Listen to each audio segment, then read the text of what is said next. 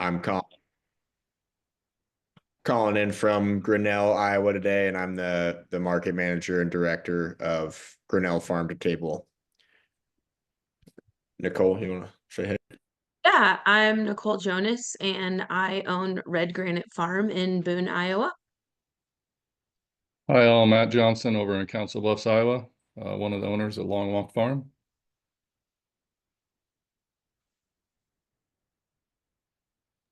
Can you guys see this?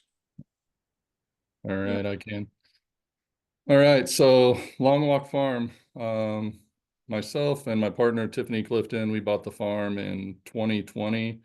We started farmers markets in 2021. We started restaurant sales in 2022, and then we've been working with the Farm Table Food Hub in Harlan, Iowa since 2023. We're a specialty crop farm.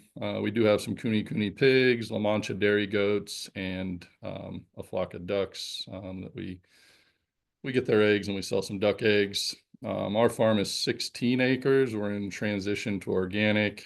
We also lease 8 acres of pasture directly adjacent to our property. And then we work with A.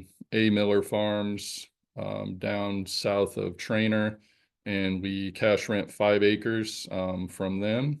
And it's already certified organic ground, and we grow larger scale crops down there. So like long season crops, onions, sweet potatoes, and those types of things that don't need to be tended every day.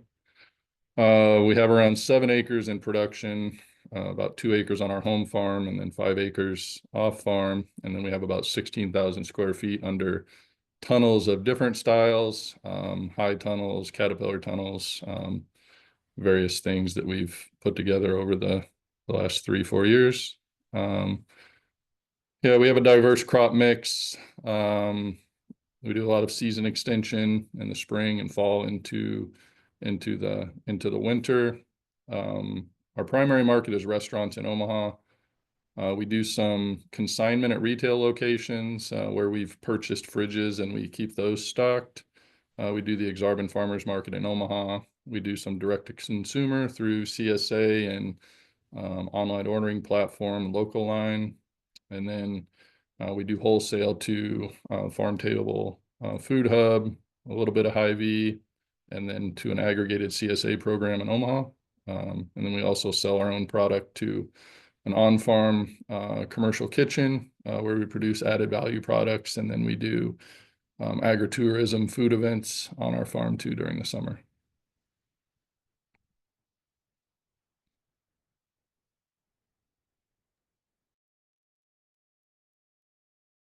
All right, so we are located in Northeast Boone County, and we started with just 5 acres that we farmed probably 3 of.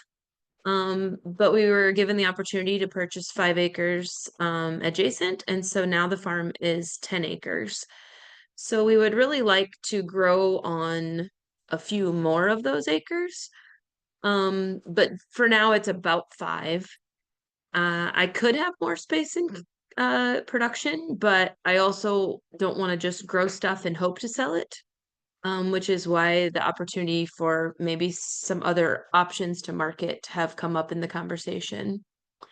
We also own a garden center because my background is in ornamental horticulture. So in the early spring, we are very busy on garden center sales. And so we grow mostly early summer through fall crops. So we don't do early spring greens or radishes or things that you can plant really, really early because we're still busy with garden center things. We do have a 30 by 90 high tunnel, and we have an equip grant in right now for a second one, hopefully to be installed this fall and planted next spring. We do practice conventional practices, but we do as little synthetic chemicals as we have to. Most of what we sell is sold at the Ames Main Street Farmers Market, but since 2020 and COVID, we have also added an online ordering system, and we added in, I think, 22, maybe 21, an abundant share program. So not your typical weekly CSA, but it's a monthly abundance share program where people come and pick up their share once or twice a month, depending on what they have purchased. And it is selected by us. So we get to share the abundance in the months that there is more. So usually August through October.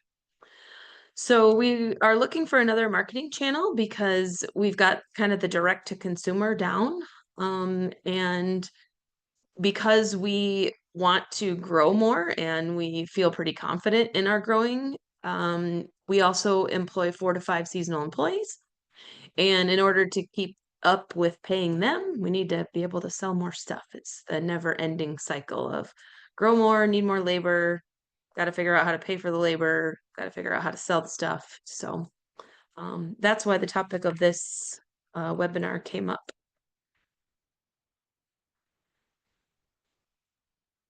Great. And then I am the director of Grinnell Farm to Table, which is a food hub in Grinnell, Iowa.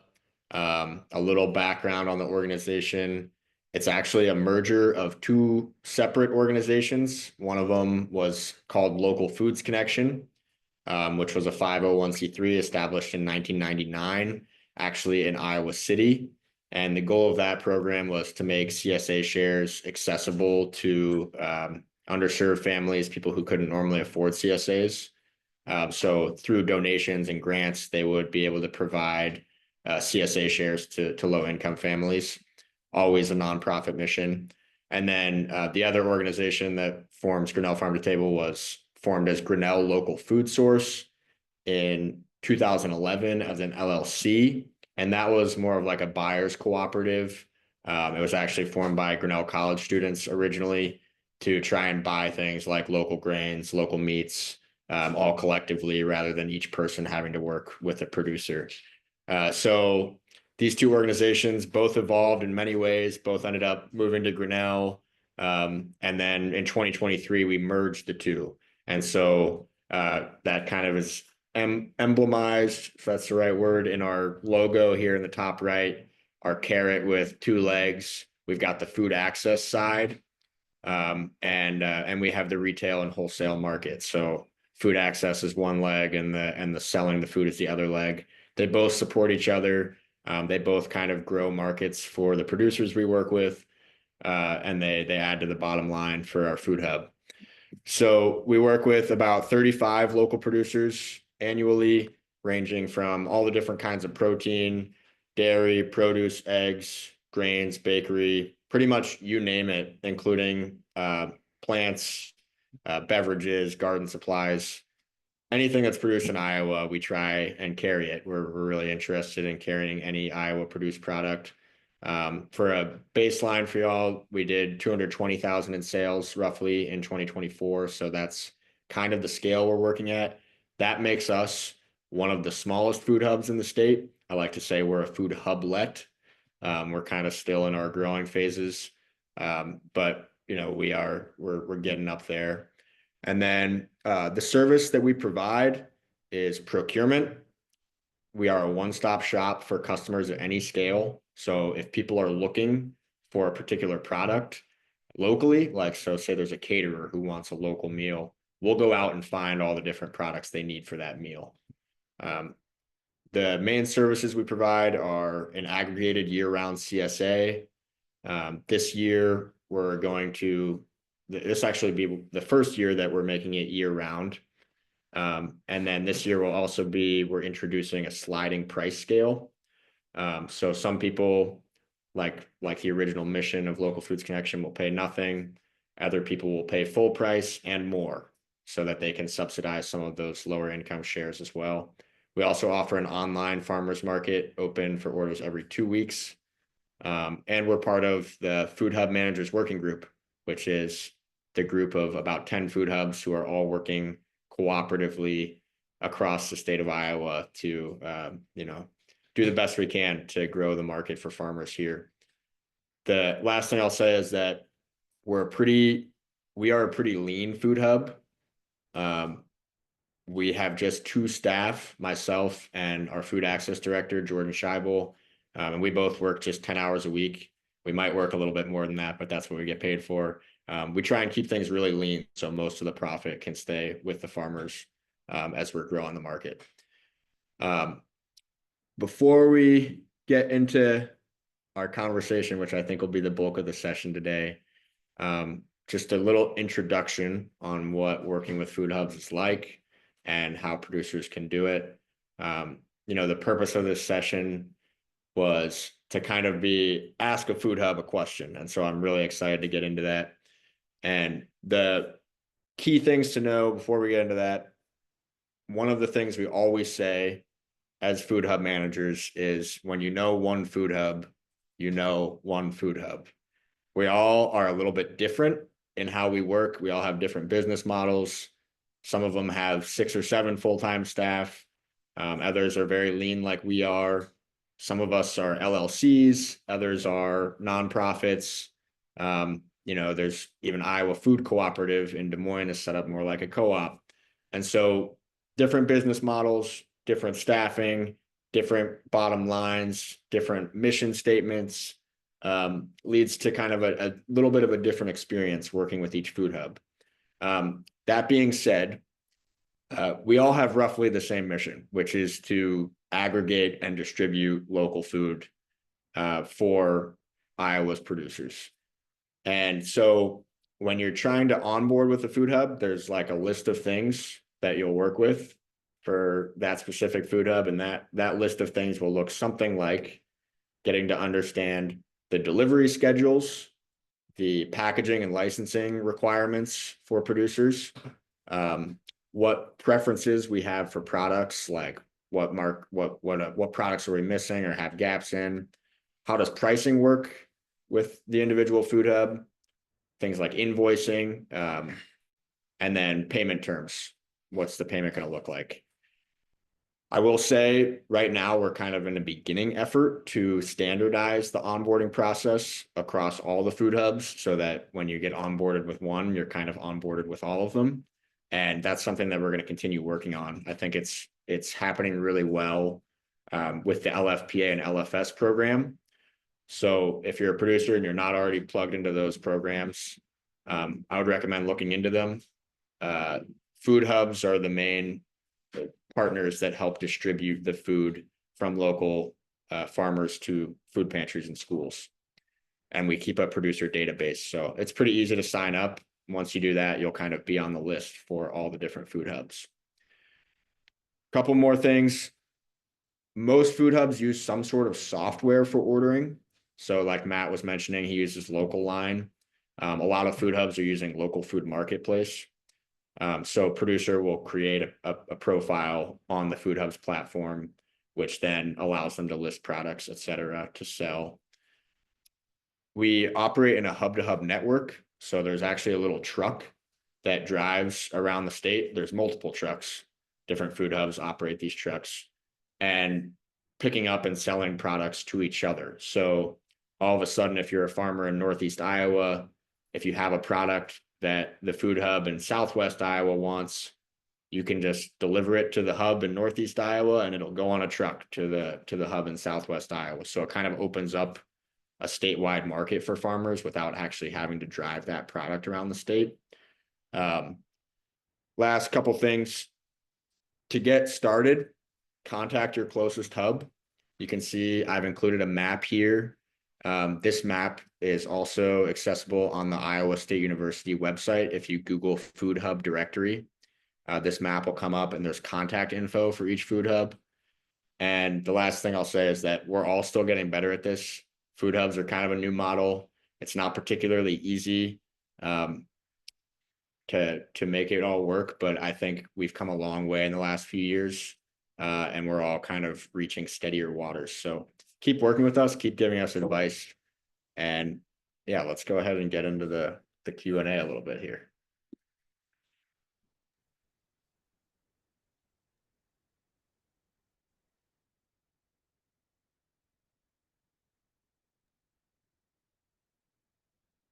Nicole and Matt, I'm gonna turn to you to get us going. Sure. I have a series of questions that I would like to present. And then I hope that Matt jumps in if he has experience with the food hub he's worked with. And then obviously Tommy jumps in when it's a question about his food hub. Um, there's a lot of, like Tommy said, different ways that different food hubs work, but it seems like there's potential for them to all work together. So that's the really positive thing about all this. Um, and so I don't know if the question is more food hubs need more farmers or farmers need more access to food hubs. I think that is like the burning question sometimes. And so one of the things is, I was like, is there like an interview process? Are you looking for a certain type of farmer? Are you looking for years of experience, growing practices, availability of product? Is there some sort of like test a farmer has to pass before um, they're qualified to work with you? So our experience with Farm Table is there wasn't necessarily a test to pass, but they did come to our farm and they did visit us here to see what we were doing and kind of evaluated what we had going on. And they do have some onboarding paperwork and different things that you have to go through and be willing to accept. So so that was the experience that we had with our food hub. Yeah, I mean, I'll say we work with farmers in all the different shapes and sizes and all the different scales. So it's possible to work with us no matter what. And then and all different experience levels. We love working with beginning farmers, also work with farmers who have been doing it for 50 years. So kind of everywhere in between. I would say like key traits we're looking for in producers is first having aptitude in producing, which most producers in the state do. We're really good at growing food here. But also the things like marketing, having some baseline of logo and marketing skills, um, packaging, being able to package your product in a way that is presentable and usable for a whatever purpose, and then willing to do like the invoicing and accounting part of it, um, and also licensing food safety requirements for whatever various product you're selling, and that can look different across products. The last thing is just a willingness to learn amongst the producers of evolving, better methods for drawing stuff and packaging it, all that sort of stuff.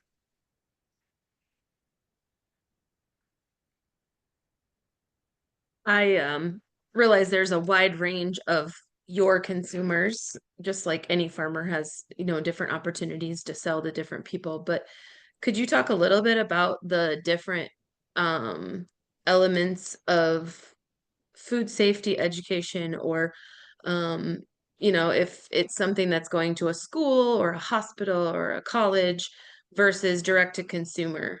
I think there's different levels and lots of questions sometimes about what food safety certifications farmers need to have, and are there any food hubs that kind of just have like a bare minimum, you have to have this kind of thing? So from our experience, it's based on the FSMA requirements and whether you have an exception because of your size and different things against that. So it's just being in compliance with that and ensuring that you have your exception documented if you do have one. Yeah, as far as produce goes, I think it following FSMA is the major thing that all the food hubs are looking for. Most of the farms that we work with they do have that exemption, because being under the $500,000 size, I think is still the rule. Um, I think some food hubs will require additional documentation of food safety practices, regardless of whether you have the exemption or not. Like the Produce Safety Alliance training, some food hubs might require having that on record. We don't in Grinnell. And then for other products, everything that we sell meat wise and dairy wise, meat wise got to be state or federal inspected. Dairy wise got to have all the licensing for dairy. And then for value added products, either got to have the home food processing establishment license. to sell any baked goods, canned goods, all that sort of stuff. Just because we can't follow the cottage food laws, because it's not a direct producer to consumer relationship. It comes through a middleman. Right. Um, do you seek out certain products every week or every month, or do you wait for the growers to tell you what they have available? Or which, I mean, you're not going to know every food hub's systems, but like in general, is it more of a food hub looking for stuff, or is it the farmer saying, this is what I have? Would you have to buy it? So our experience has been that that Farm Table has reached out a few times saying that they do have a buyer interested in, you know, a certain quantity of whatever it may be. So there has been reach out on that. It's pretty much been on a weekly basis though. It's not far in advance. So that's one of the things that we would like to see. Um, you know, if there can be some advanced planning, but you know, I understand there's a lot of parties involved with that, whether it's, you know, schools or other institutional purchasing and different things. Yeah, so from our perspective, we try and do a lot of producer planning at the beginning of the year. So we've been doing producer planning this January for both our produce and meat production, um, looking at historical data. So what have we sold in the past year? What kind of buyers do we have? And then looking at what people have produced. Where do we have gaps? Like what are the things that we sold out of quickly, didn't have enough of? And then what did we have too much of? And so then we'll sit down with the producers and say, hey, this is the rough time when we need this. And we'll actually sit down with all the producers in the same room at once, so that they can kind of talk, coordinate, cooperate, and say, okay, well, I think I'm going to grow all this stuff, and kind of getting a rough idea. And we actually will provide a commitment that we're going to buy X amount of product uh, for X number of weeks throughout the season.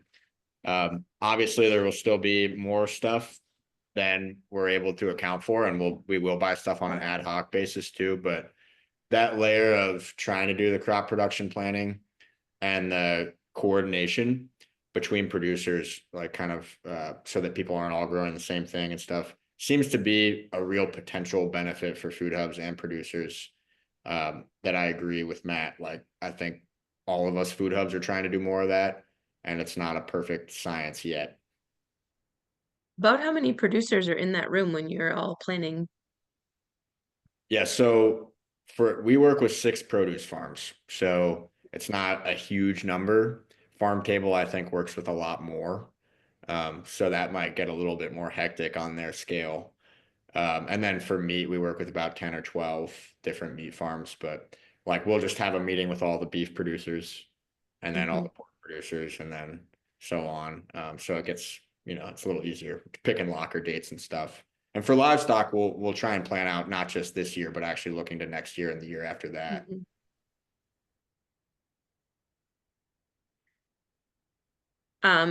As a seasoned grower, I mean, we've been doing this for 15 years and looking for another outlet for our produce. Can you just give us even just 5 things you wish you had more of? Or, you have a lot of it at this time, but other seasons, this would also be good if growers could do it, like if growers could have cantaloupe by the end of June or into October, or like extending the known season, like most growers can grow cantaloupe from August to October, but what would be the potential if we just extended on either end of that? Are there certain crops like that that you would be looking for in that kind of season extension? Yeah, great question. And I think I can speak pretty generally here, but this might be more specific to Grinnell. Um, I think, all of my answers will be specific to Grinnell, but can probably be generalized a little bit. Always carrots any time of year, we need more carrots. I think that's true across the state. There's just not really the volume of carrots being grown that there was 5 years ago. Um, and they run out, in the end of December, and we really could have carrots through March, and then again, spring carrots would be awesome. Um, I think greens in the wintertime, as late and as early as possible, both spinach and lettuce. Those do really well. I know it's hard with the high tunnel. And then storage crops in general are pretty good. Um, I think people are pretty saturated on squash. There's enough people growing storage squash, but beets, onions, potatoes, those things run out uh, pretty well. Other than that, like spring broccoli, I think could be an interesting one that not many people are doing. Um, yeah, and I don't know, Matt, do you have any sense of things that you have sold really well that you feel like there's gaps in the market for? Yeah, I mean, there was a couple times where Farm Table reached out in the middle of summer looking for greens. So it's one of those things, just depending on the season. In the heat of the summer, there can be gaps. Um, so that's definitely one thing. Yeah, buyers think they want greens in the middle of the summer, but if they taste them, they might decide otherwise. There's a lot of education that goes into everything we do. Yeah, when you see it Um, available in the grocery store all the time, then it should always be available local too. But we're trying. yeah, totally. Yes. Do food hubs typically have a minimum that farmers need to be able to provide to work with you, either in a variety of products, number of cases, or in dollar volume? Like, is there a farm that's too small to work with a food hub? So, Great question. Oh, go ahead, Matt. so I'll just talk about in our context, at least, in working with Farm Table, it was kind of the other way around. So, for us to drive and drop off there, it's about a 60 mile drive. So, so they asked us what would be the minimum for us to be able to make that worth us going there and dropping off. So in our context, at least, no, there was no minimum. And they do direct to consumer sales and deliver, outside of institutions as well. So there's some things, yes, well, they may be looking for small quantities. So I don't know, Tommy, what you see as like a generalized. Yeah, I mean, I think that's a really good point that like it's got to be worth it for the producer as well. Yeah, because sometimes the orders can be small enough depending on what the producer's selling that it's like, oh, is this drive or is buying the packaging for it worth it, et cetera. And so that's an important thing to think about for a producer wanting to start with the food hub. In terms of us, there's no minimum for farm size, but we do make decisions based on kind of the efficiency for us as well. Um, so like if it's difficult for us to work with a producer and we've already got a bunch of a product that they're trying to offer, then we're probably not going to work with them. And like an example, I think that in general, food hubs would follow is we don't really want to work with backyard gardeners who just have too much produce.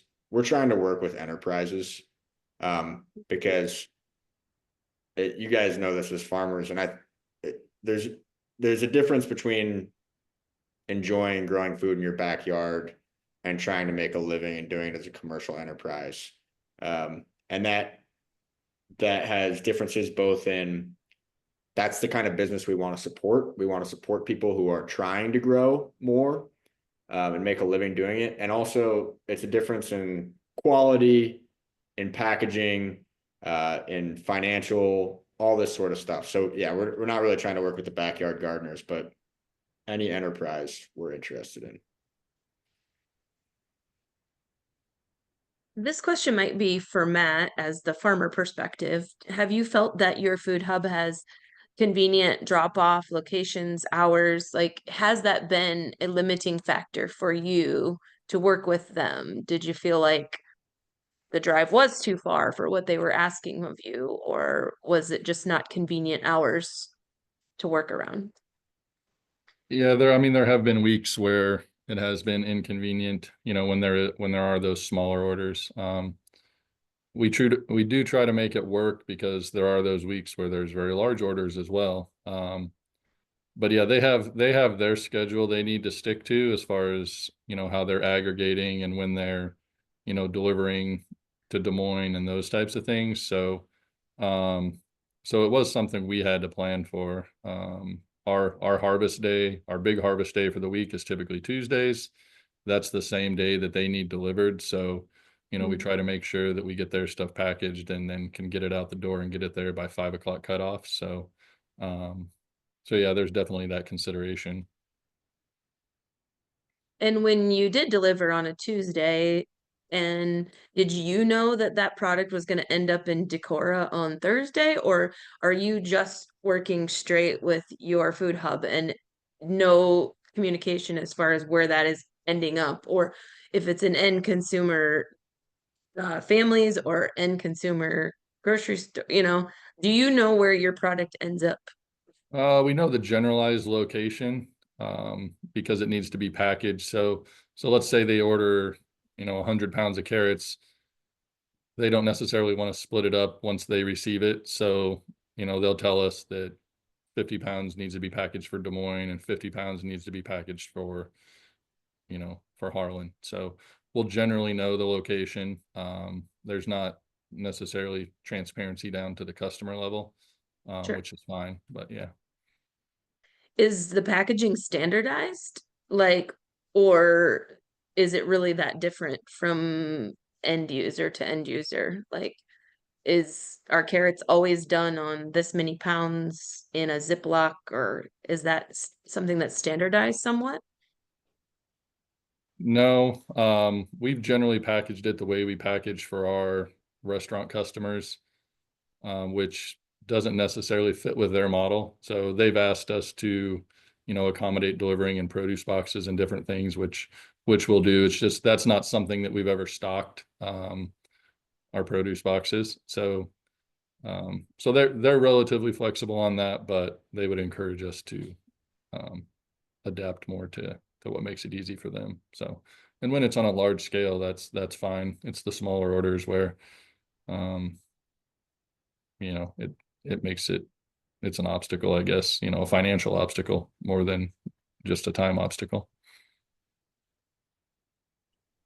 I would agree. Like, if you decide you're gonna, sell to them, and then you have to invest in a couple pallets worth of boxes versus Ziploc bags, or those are kinds of things that I would hope maybe there would be some either standardization or some early transparency. Did you feel like you knew any of that going into it, or was it stuff you had to learn as you went? It wasn't something that we talked about. So I mean, likely it's probably a two-way thing. As the Mhm. grower, as the deliverer, we probably should have asked, and it probably should have been transparent the other way too. Um, so yeah, it's probably a good lesson just to, yeah, make sure those conversations are had on the onboarding process, both ways. Yeah, I'll just add in a couple things. The first about delivery times. Yeah, we kind of all have our set schedules, like day of the week, like Matt was talking about. Um, a lot of food hubs offer drop off even when no one's there. So like we have lock boxes that producers can have the code to, where you guys can do like a solo drop in case sometimes you might be coming in at 9:30 p.m. and there's no one at the hub. So we try to make that convenient for folks. As far as knowing where it's going, for us and some other food hubs using local food marketplace, you'll be able to see customer by customer who has ordered your product and at what quantity. So you would know where it's going. And that's something I think we're all going to be trying to move more towards. And then packaging wise, we actually don't have standards here in Grinnell, so to speak of. It's like, this is, you have to do this to sell to us. We try to be really flexible. Two things on this: we do some repackaging for producers. So like we'll buy a 25-pound bag of carrots, and then we'll break it down into the bags that we need in our own space here. And the second thing is we are interested in buying collectively for packing supplies for producers. So like instead of you having to buy 2 pallets of wax boxes for yourself, the food hub buys 2 pallets, and then we can just split those up amongst producers.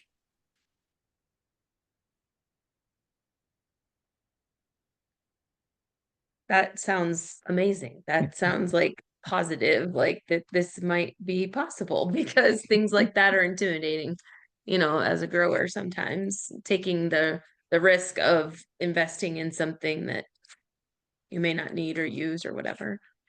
So my last couple of questions are kind of connected, and then we'll open it up for looking in the chat and answering some of those questions. But one of the concerns is always quality. Like, is my product still going to look like it looked when it left my farm? And so, kind of, what are some experiences on like the average time that you keep a product on your shelves, or how long before the farmer delivers it till it gets to its end user?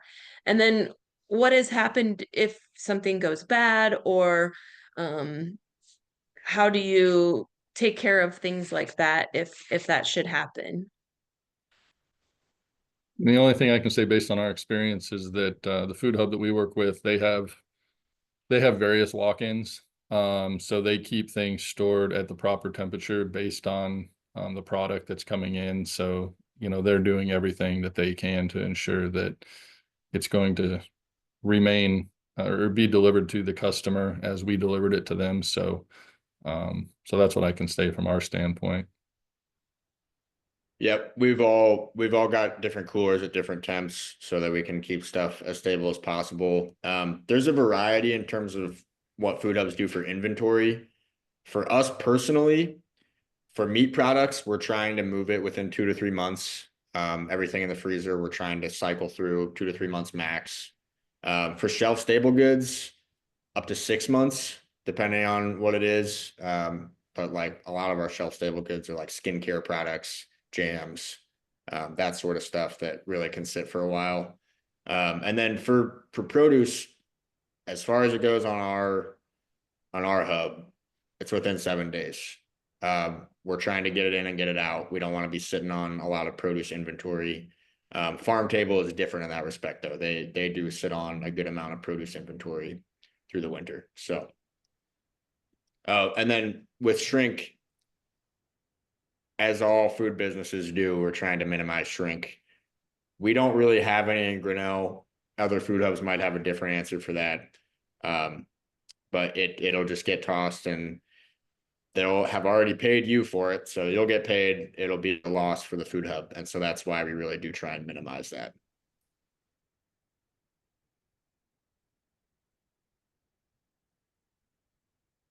All right. I don't know if they want to open it up now because we just have like 15 minutes left. If somebody wants to go through the chat and see if there's stuff we should answer in there. Yeah. I'll take it over from here, Nicole. Thank you, Nicole, Matt, and Tommy. That was great to listen to. So what I'll do is I'll just kind of read the questions off, and one of you three can either pick it up. And this goes to all the attendees. If you have any questions, please drop them in the chat. Okay, let me find the first one here. Nicole and Matt, this one is directed towards you. Did you both purchase your farms, or did you start as first generation? If so, how did you get started? You can go first, Matt. Okay. Yeah, we purchased our farm in 2020.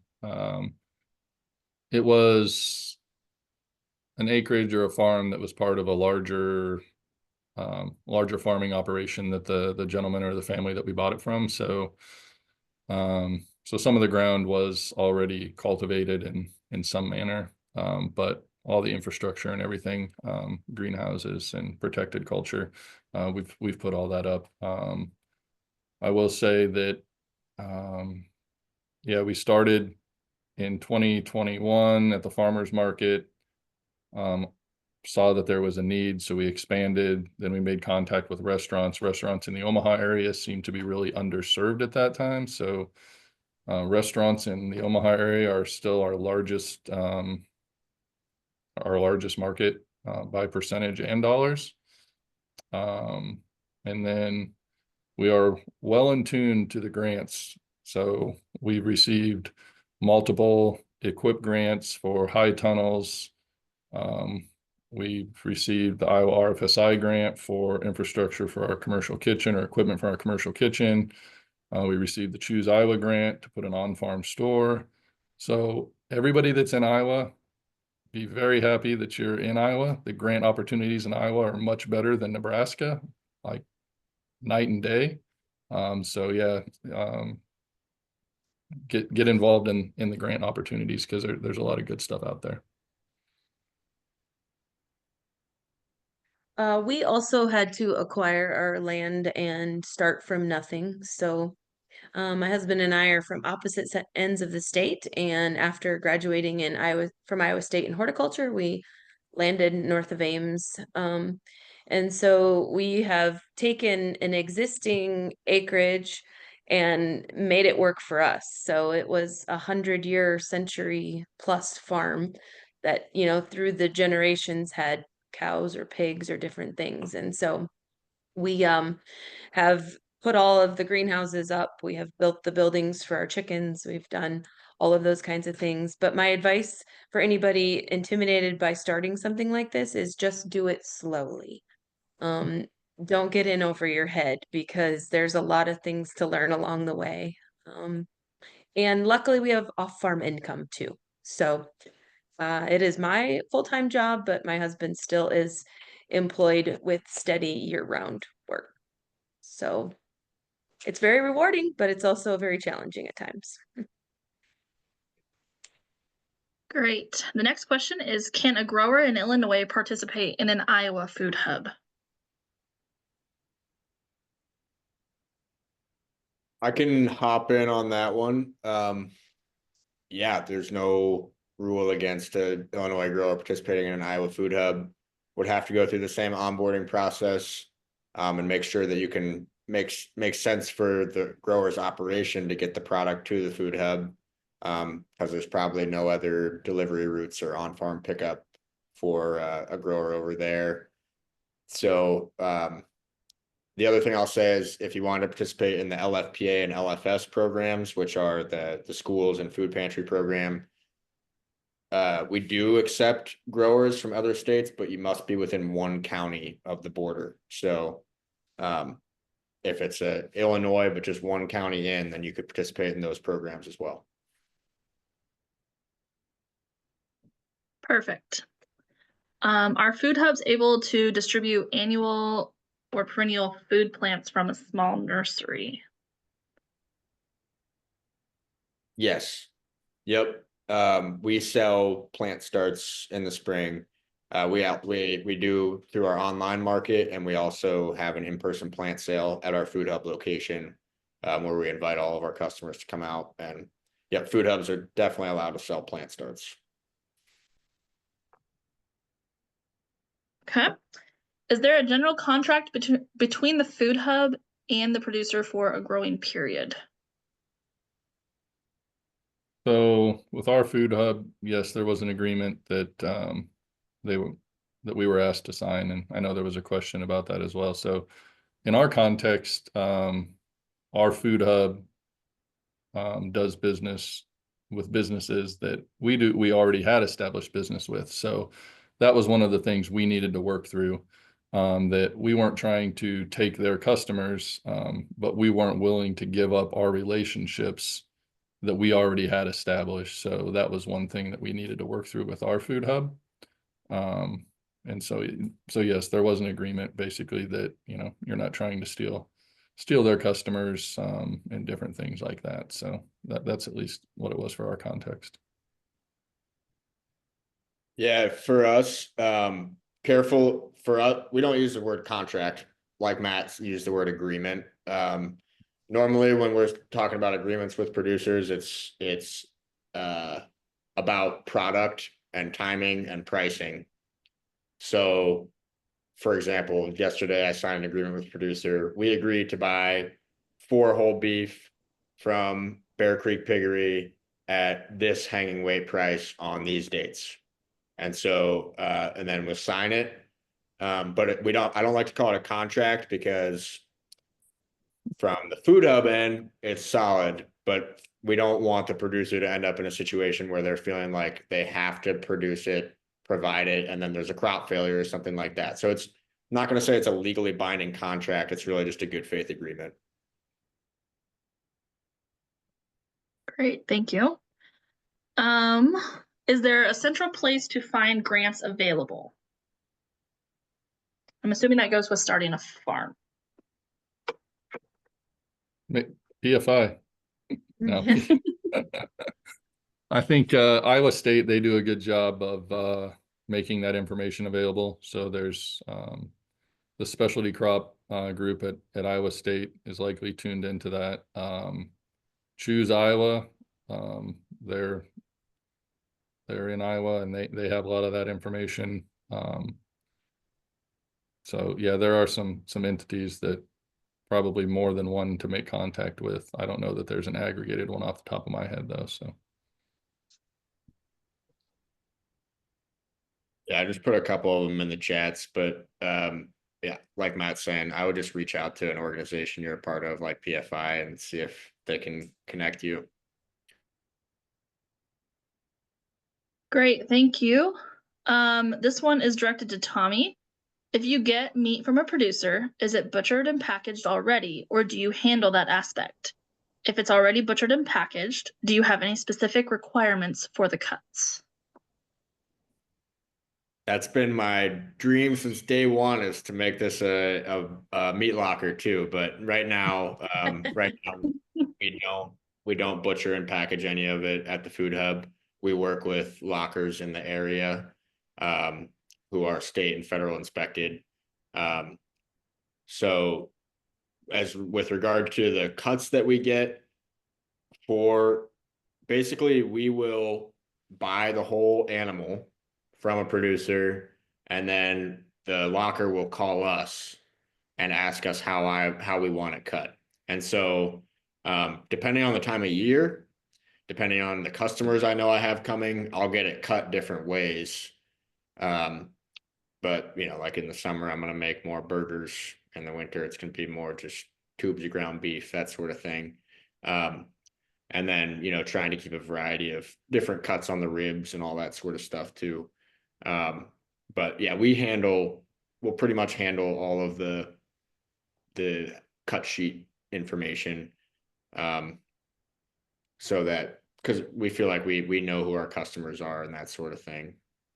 But there's probably other ways you could work with the food hub if you want to keep your own inventory of meat and get it cut how you want, and then just try and sell in a certain way. In general, though, I think selling the whole animal to the food hub works best, and I would encourage that. Perfect. Tommy, I think this one's towards you as well. How do you set pricing? Yeah, Matt can probably go back and forth with this one on me too. Generally speaking, the producer will set the price, as in my food hub. That's how it works. The food hub will then charge a margin on top of that price.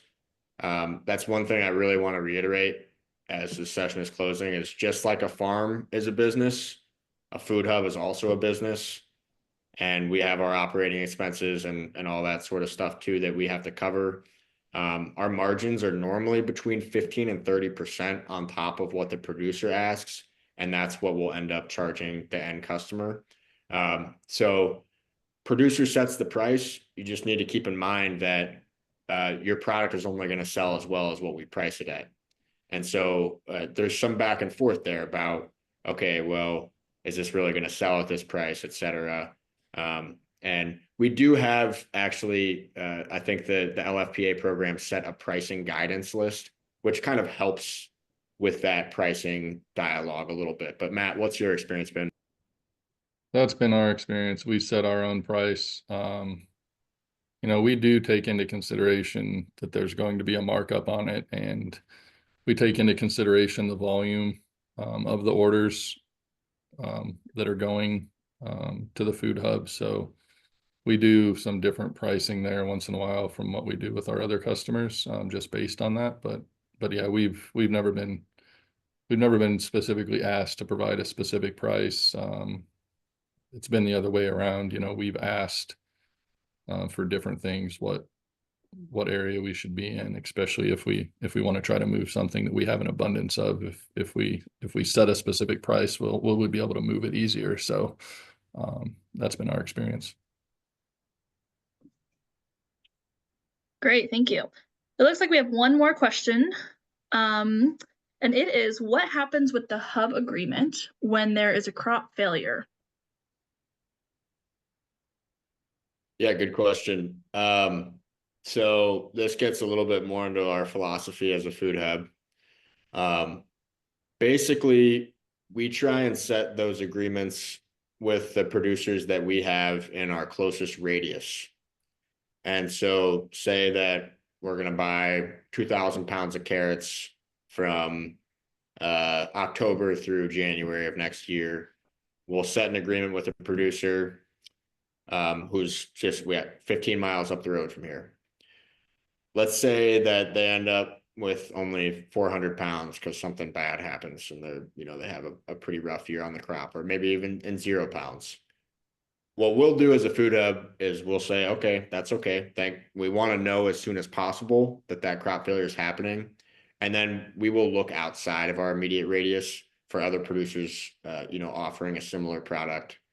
If there's a nobody, then we just won't be able to offer that crop, unfortunately, and we'll try and do better next year. But there's no repercussions. We understand that crop failures can happen and that sort of stuff. So.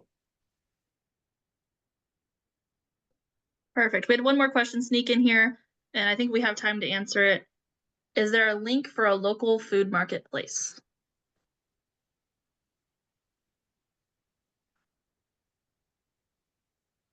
Yeah, so every food hub operates their own website. Local food marketplace is just the software that kind of is the back end for a lot of us. There are some other ones too, but I will put in the chat the link to our local food marketplace website so you can kind of see what it looks like. From the grower side, it's a lot different though, and maybe Matt can say a little bit about his experience with LFM. Yeah, so originally, Farm Table, they went through a transition. So they were a for-profit entity, and now they're a nonprofit. So previously, we did have access to list our own products on there. Now they get the information from us, and then they do all the listings. So, and from listening, there was a session on this on food hubs at the PFI conference as well. And it sounded like the consensus there was too, that most food hubs actually prefer to get the information from the producers and then list it on within their software. So you may not actually have to, actually go into the software and post your own products, but it's probably variable. But it sounded like that was more the norm than not. Okay, well, I just want to thank Nicole, Matt, and Tommy for taking the time out of their day to speak with us. We all enjoyed your presentation, learned a lot.